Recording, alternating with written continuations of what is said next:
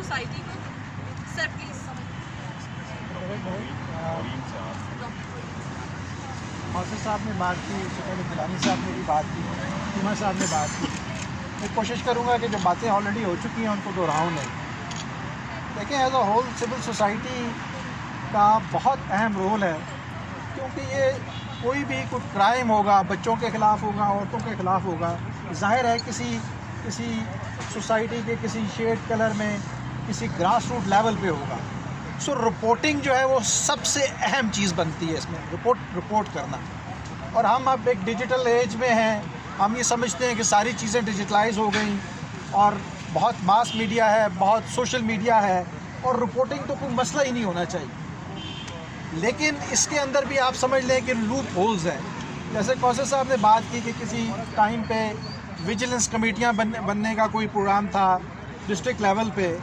Vigilance committees हो ना हो, अगर कॉन्शियस सिटीजनरी हो, शहरी बाशऊर हों और अपनी ज़िम्मेदारी को महसूस करते हों, तो वो किसी कमेटी का रुकन ना होने के बावजूद भी रिपोर्टिंग करेंगे। और इस तरह की कोई मास अवेयरनेस वाया तालीमी इदारों के, वाया जो दीगर इदारे हैं उनके थ्रू दी जा सकती है।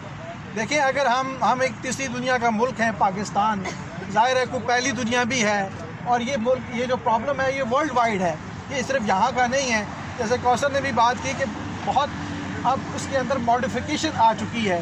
अब ये कोई जिनसी ख्वाहिश पूरी करने वाला ही काम नहीं रह गया, बल्कि इनकी वीडियोज़ की बाकायदा से मार्केटिंग होती है, और डेली ऐसे ग्रुप्स सामने आ रहे हैं जो इनकी सेलिंग में, डार्क वेब में मुलव्वस हैं। सो हमारा जो रोल है, हम दूसरों के रोल की भी बिल्कुल बात करेंगे, मीडिया के रोल की भी बात करेंगे, हम लेजिस्लेटर्स के रोल की भी बात करेंगे, लेकिन बाशऊर शहरी होने की हैसियत से हमारा रोल ये है, और ग्रास रूट लेवल पे हर बंदे का रोल ये है। आज देखें कि ये जो मोबाइल है वो हर एक के पास अवेलेबल है। व्हाट्सएप मेजॉरिटी आपके अर्बन में शायद ही कोई होगा जिसके पास अवेलेबल था।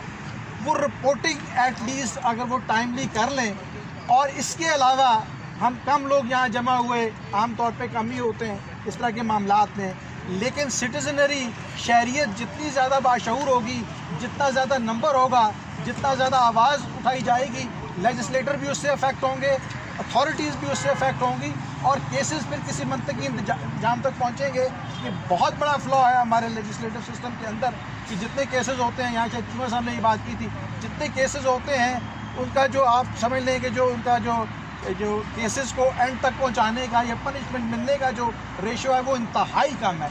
तो इस पूरे प्रोसेस को फैसिलिटेट करने की ज़रूरत है, अपनी ज़िम्मेदारियों का एहसास करने की भी ज़रूरत है। बहुत शुक्रिया।